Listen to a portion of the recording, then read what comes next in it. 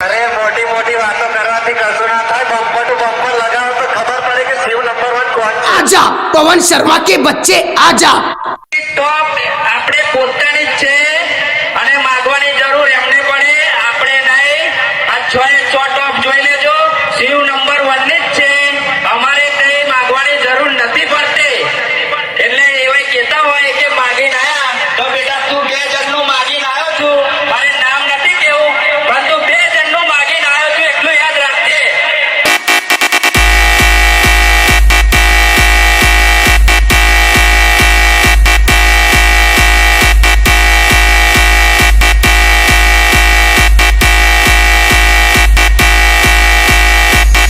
झूला झूल लेकिन बाप को मत भूल।